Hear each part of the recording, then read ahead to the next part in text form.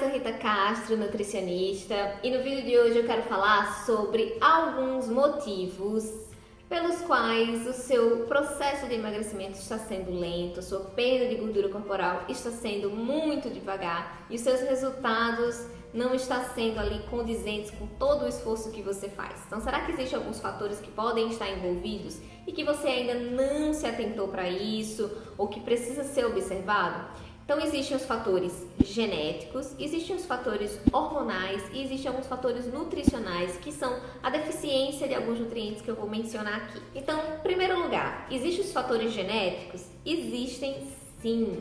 Os fatores genéticos, eles podem contribuir entre 30% a 40% dos seus resultados. Como é que a gente identifica isso? É muito fácil de identificar através da própria avaliação que a gente faz na nossa consulta. Existem alguns genes que são clássicos no envolvimento da obesidade e todo esse processo que a gente tem, dessa relação que a gente tem com a comida. E eu vou dar um exemplo aqui de basicamente dois genes. Um gene se chama FTO, que é um gene relacionado à obesidade, como o próprio nome já diz. Então, ele é um gene que, quando algumas pessoas têm uma alteração nesse gene, ele faz com que você tenha uma facilidade maior em economizar energia. Isso significa acumular mais gordura, perder menos gordura. Isso faz com que as pessoas que também têm alteração nesse gene, elas tenham um apetite um pouco maior, elas procuram mais por comida. E normalmente o apetite dessas pessoas é por comida ruim, né? Comida gorda, ela não tem um apetite, vou comer um prato de salada agora, né? Não, são pessoas que têm a tendência a ter as piores escolhas alimentares, tá? Então esse é um gene que, quando alterado, ele tem um impacto bem relevante na obesidade, mas ele unicamente sozinho, ele não significa nada. Só ter alteração desse gene não vai significar que você vai ter obesidade ou vai desenvolver a obesidade. Um outro gene importante se chama MC4R. Ele é um receptor que fica lá no nosso cérebro. Quando a gente come, a gente precisa que chegue um sinal lá no cérebro que o quê? Estamos saciados, estamos alimentados. Então, esse MC4R, ele é um dos receptores responsáveis por captar esse sinal que está acontecendo quando a gente está se alimentando. Esse sinal demora entre 20 a 30 minutos. Para algumas pessoas esse sinal demora bastante. Para outras pessoas esse sinal basicamente nem existe. É aquela pessoa que termina de comer e ela ainda está com fome. Então demora bastante o sinal dela para a saciedade.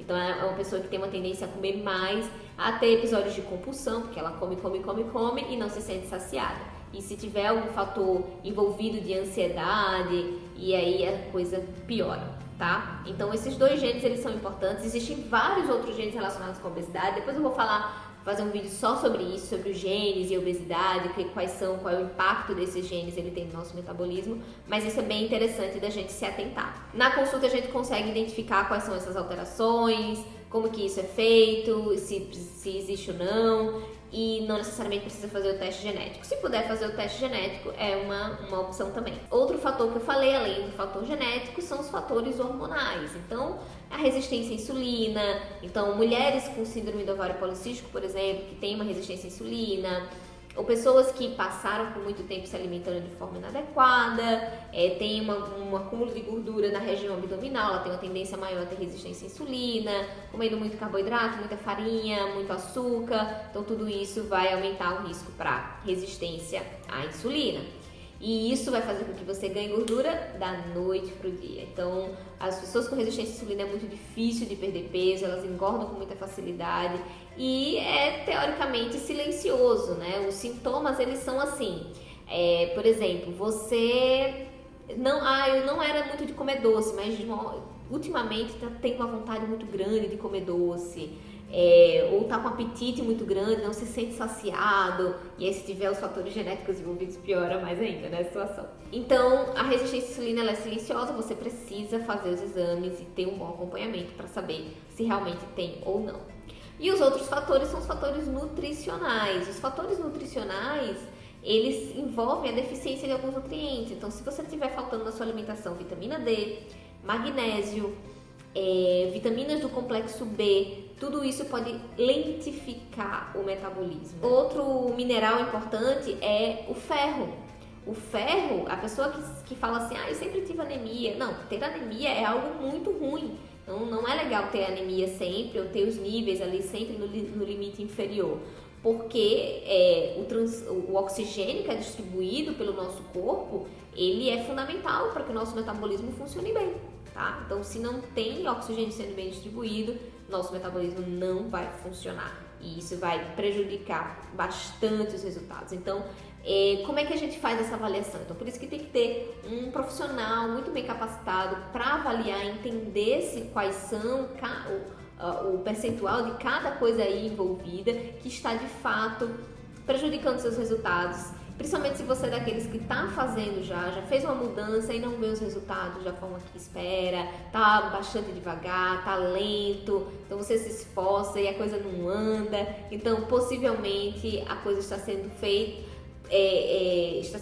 errada para o seu gene, não que a sua alimentação esteja completamente inadequada, mas ela não está adequada para o seu metabolismo, para o que está acontecendo nesse momento, tá? Existem, obviamente, outros fatores hormonais, hormônio da tireoide, o próprio cortisol, hormônio do estresse, isso altera bastante os resultados, então tudo isso tem que ser avaliado e identificado, né? Então, o grande problema é você desistir logo no início. Ah, não, pra mim não funciona, esse negócio de dieta pra mim não funciona, então eu vou desistir porque não vai funcionar.